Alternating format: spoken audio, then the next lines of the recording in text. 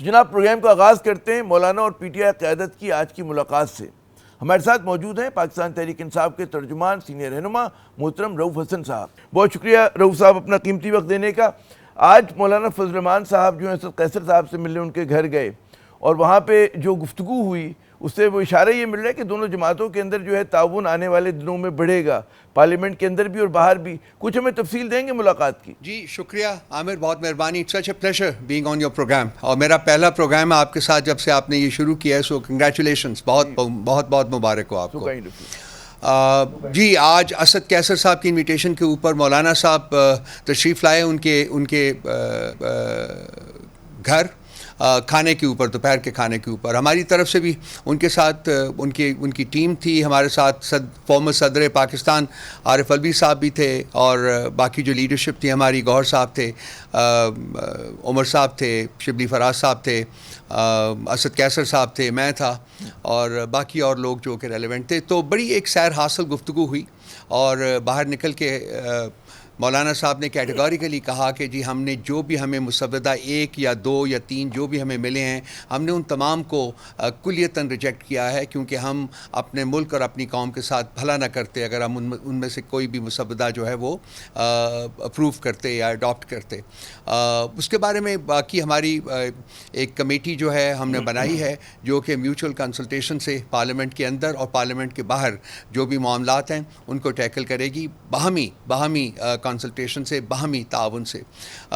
میں آپ کے کہنے سے اگری کرتا ہوں کہ جو حالات ہیں پارٹیز کے جو تعلقات ہیں، باہمی تعلقات جو ہیں، ان میں خاطر خواہ امپرومنٹ ہوئی ہے پچھلے چند ماہ میں، اور مجھے امید ہے اور ہماری انٹینشن بھی یہی ہے، اور یہی انٹینشن مولانا صاحب کی اور ان کی پارٹی ممبران کی لگتی ہے کہ ہم باہم مل کے ملک اور قوم کے لیے جو بہتر فیصلے ہیں وہ کریں، باہمی مشاورت سے، باہمی تعاون سے۔ اچھا، یہ تو ایک بات ہوئی کہ ایک انٹینشن کا آپ نے اظہار کیا کہ مل کے چلیں گے، باہمی تعاون، تو کوئی اس کے خد و خال واضح ہوئے کہ کس طرح سے تعاون ہوگا، کن چیزوں پہ ہوگا، اگلا کیا آپ لوگوں کا مطلب ہے اسٹیپ ہے وہ کیا ہوگا؟ دیکھیے ہم جب لاسٹ ٹائم ملے تھے عامر صاحب، تو 2 کمیٹیز بنی تھی، ایک سینٹ کے اندر کمیٹی بنی تھی سب کمیٹی، اور ایک نیشنل اسمبلی کے اندر سب کمیٹی بنی تھی۔ ان کمیٹیز کا جو جاب تھا وہ یہ تھا جی کہ جو سینٹ میں یا نیشنل اسمبلی میں جو چیزیں آئیں گی ان کے بارے میں جو باہمی تعاون کے ساتھ، باہمی کنسلٹیشن کے ساتھ آگے بڑھنے کی کوشش کی جائے گی۔ آج آئین کے تناظر میں بھی ہم نے ایک کمیٹی جو ہے وہ تشکیل دی ہے، اور اس کا بھی مقصد یہی ہے کہ جی جو آئین کے بارے میں فیصلے ہونے ہیں اس میں ہم آپس میں بیٹھ کے کنسلٹ کریں گے ایک دوسرے کو، اور وہ فیصلے کریں گے جو کہ قوم اور ملک کے لیے بہتر ہوں گے۔ لیکن جو آئین کا ڈرافٹ اس وقت جو ہے، آئینی چینجز کا جو ڈرافٹ اس وقت مولانا صاحب کے پاس ہے یا ہمارے پاس ہے، ان کو ہم نے کلیتاً مسترد کر دیا ہے دونوں لوگوں نے۔ اچھا، کیا یہ اطلاعات بھی درست ہیں کہ حکومت کی طرف سے بھی جو ہیں پاکستان تحریک انصاف سے رابطے ہوئے، رانا ثناء اللہ صاحب جو ہیں کچھ پی ٹی آئی کے رہنماؤں سے ملے ہیں اعتماد میں لینے کے لیے ان ترامیم کے حوالے سے؟ جی آج اطلاعات آئی ہیں جی کہ کوئی ملاقات ہوئی ہے جس میں انہوں نے ریکویسٹ کی ہے کہ ہم ان کے ساتھ تعاون کریں اس سلسلے میں، لیکن ہماری انٹینشن بہت کلیئر ہے۔ ہم جس طرح کی یہ ترامیم لے کے آ رہے ہیں اس کے اوپر تو بات کرنا جو ہے وہ بھی غیر مناسب ہوگا، تو یہ ایک ڈراسٹک ریویو ان کو کرنا پڑے گا۔ اور آئین کی ترامیم جو ہوتی ہیں وہ کنسنسس سے ہوا کرتی ہیں، وہ اس طریقے سے رات کے اندھیرے میں نہیں بلڈوز کی جاتی۔ تو ان کے جو انٹینشن ہیں اور انہوں نے جو طریقہ اپنایا تھا ان ترامیم کو پاس کروانے کا، وہ دونوں جو ہیں ان کو کلیتاً ہم نے ریجیکٹ کیا ہے۔ سو اب دیکھیں گے وقت کے ساتھ کہ ان کی اگر کوئی ماڈیفائی کرتے ہیں یا اپنی ترامیم کو، اور یہ اگر کنسنسس بلڈ کرنے کی کوشش کریں گے تو اس کے مطابق فیصلہ کیا جائے گا جی آگے کیسے بڑھنا ہے۔ لیکن اس وقت جس شکل میں ترامیم بیٹھی ہوئی ہیں ان کے اوپر تو بات چیت کرنا جو ہے، کسی قسم کی انگیجمنٹ کرنی جو ہے وہ بھی زیادتی ہوگی، وہ نہیں ہو سکتے گی اور نہ ہی ہوگی۔ اچھا، تو خیر حکمران اتحاد میں بھی پاکستان پیپلز پارٹی نے بھی اپنے تحفظات کا اظہار کیا ہے، اور پاکستان پیپلز پارٹی کی طرف سے اشارہ ہے کہ مولانا کے ساتھ وہ بھی مل کر ترامیم کے اوپر الگ سے بات کریں گے۔ تو کیا اس مسلط میں اگر کوئی بنتی ہے تو کیا آپ اور وہ پیپلز پارٹی اور مولانا یہ کوئی ہم بنتی ہوئی کوئی چیز دیکھ رہے ہیں آگے کہ ان ترامیم کے حوالے سے کوئی تعاون ہو؟ عامر ہم دیکھیں گے کہ معاملات کس طرف جاتے ہیں, کس ڈائریکشن میں جاتے ہیں, اور وہ پھر اس کی بیسس کے اوپر میرا خیال ہے کہ پارٹی جو اپنے آئندہ کے فیصلے ہیں وہ کرے گی.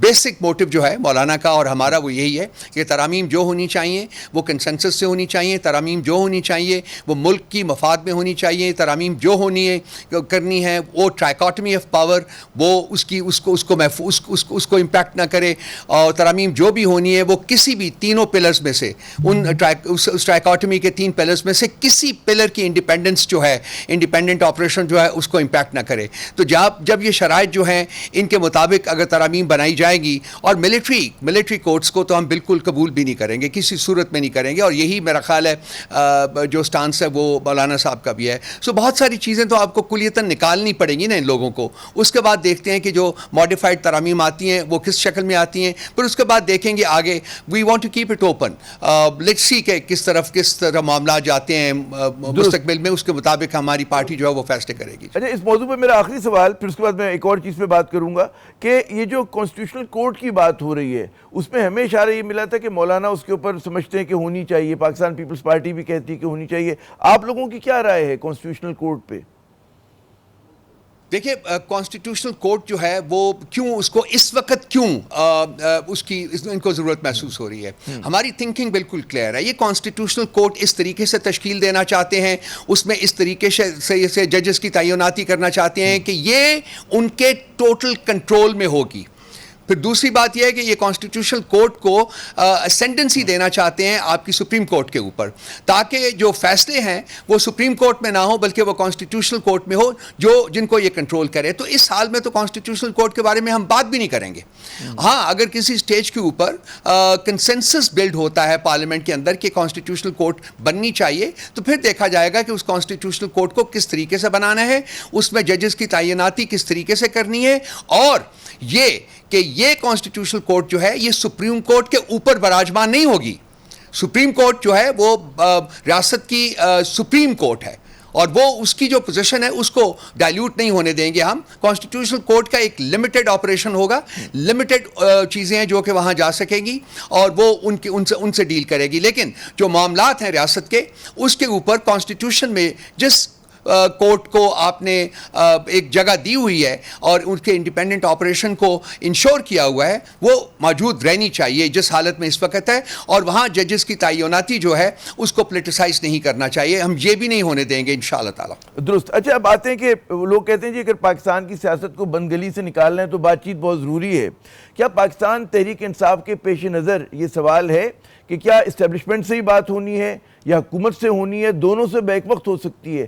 کہاں آپ کس طرف کھڑے؟ دیکھیے, ہم بات چیت کے بارے میں ہم نے ہمیشہ اپنے دروازے کھلے رکھے ہوئے ہیں اسٹیبلشمنٹ کے ساتھ بھی, اور اس کے ساتھ ساتھ 3 پارٹیز کے علاوہ وہ جو کہ مینڈیٹ چور پارٹیز ہیں, پیپلز پارٹی, PMLN اور جو تیسری کراچی کی پارٹی ہے MQMP, ان سے ہم نے یہ کہا ہوا ہے کہ ان سے ہم بات چیت ڈائریکٹ نہیں کریں گے. لیکن اس کے ساتھ ساتھ محمود خان اچکزئی صاحب کو, جو کہ ہماری کولیشن کے صدر بھی ہیں, ہیڈ بھی کرتے ہیں اس کو, ان کی خواہش کے اوپر خان صاحب نے ان کو مینڈیٹ دیا ہوا ہے کہ وہ اگر ان سے انگیج کرنا چاہتے ہیں تو کریں, اور اگر کوئی سبسٹینٹو پرپوزلس کو میننگ فل پرپوزلس جو ہیں وہ آئیں گے تو اس کو پھر ہم ڈسکس کریں گے اور اس کے بعد میں فیصلہ کر کے آگے بڑھیں گے. سو دونوں راہیں جو ہیں وہ کھلی ہوئی ہیں. میں ذاتی طور کے اوپر ڈائلاگ میں یقین رکھتا ہوں, میرا بڑا فرم بلیف ہے ڈائلاگ میں, کیونکہ at the end of the day آپ نے ریاست کے معاملات جو ہیں وہ بیٹھ کے بات چیت کر کے ہی حل کرنے ہیں. وہ ہمارے ہاتھوں میں کوئی گنس نہیں ہے, ہمارے ہاتھوں میں کوئی تلواریں نہیں ہیں کہ ہم نے ایک دوسرے کے سر کاٹنے, ہم نے ایک دوسرے کے ساتھ کو ایگزسٹ کرنا ہے, بات چیت کرنی ہے. So I am a firm believer that at some point in time dialogue ہوگا اور ہونا چاہیے. اچھا, ایک بات آپ سے منسوب کی جا رہی ہے کہ کسی انٹرویو میں آپ نے کہا کہ جناب اسٹیبلشمنٹ سے جو ہے وہ بات چیت شروع ہونے والی ہے.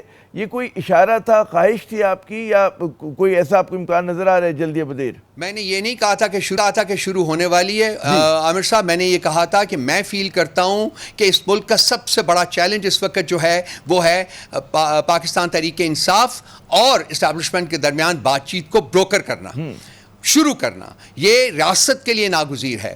پاکستان تحریک انصاف پاکستان کی سب سے بڑی, سب سے پاپولر پولیٹیکل پارٹی ہے, اور اسٹیبلشمنٹ ریاست کے اہم ترین اور طاقتور ترین اداروں میں سے ایک ادارہ ہے. سو ان کے درمیان بات چیت جو ہے وہ وائٹل ہے ریاست کے انٹرسٹ کے لیے. ریاست آلریڈی بہت کمزور ہو چکی ہوئی ہے, اور ہم یہ جو لڑائی کا ایک یہاں انوائرمنٹ بنا ہوا ہے, نفرتوں کی دیواریں ہم نے کھڑی کی ہوئی ہیں, ڈویژنس کی دیواریں ہم نے کھڑی کی ہوئی ہیں, ان کو ہمیں مسمار کرنا ہوگا, اور ان کی جگہ ہم نے محبت اور بھائی چارے کی جو دیواریں ہیں وہ بنانی ہوں گی, اور وہ راستے نکالنے ہوں گے. یہ میری رائے ہے, اور یہ میں نے بارہا اس کے بارے میں بات چیت کی ہے.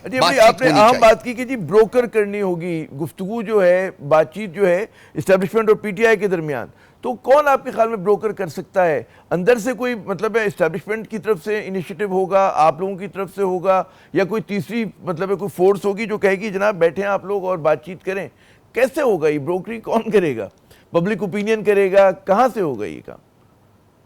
بہترین حال تو یہ ہے کہ یہ دونوں ادارے جو ہیں, ایک پولیٹیکل پارٹی اور اسٹیبلشمنٹ وہ ریئلائز کریں آپس میں ایک بیٹھ کے بات چیت کرنے کے بارے میں, دونوں ایگری کریں اور بیٹھ جائیں. یہ بہترین حل ہوگا. اگر کوئی تیسرا آدمی جو ہے وہ بھی بیچ میں میڈیٹ کر سکتا ہے اور ان کے درمیان بات چیت شروع کروا سکتا ہے, تو اس بات کو بھی ہمیں کلیتاً جو ہے وہ ریجیکٹ نہیں کرنا چاہیے. ہم دیکھنا چاہیے کہ وہ اگر کر سکتا ہے تو ٹھیک ہے, بیکاز الٹیمیٹ آبجیکٹو دونوں آپشنز کا یہی ہے کہ بات چیت جو ہے وہ شروع ہو اور ملک جو ہے اس کے مسائل جو ہیں وہ حل کی طرف بڑھیں. اس وقت جو ہے انفارچونیٹلی ہمارے بہت مسائل ہیں, اور زیادہ مسائل جو ہیں وہ کریٹ ہو رہے ہیں because of this fight, because of this separation ہے. کہ ممکنہ طور پہ وہ کوئی تیسری قوت جو ہے وہ کوئی فرد ہوگا, ادارہ ہوگا, تنظیم ہوگی, پارٹی ہوگی, کیا آپ کے خیال میں کون یہ اچھا کام کرنے میں مددگار ثابت ہو سکتا ہے؟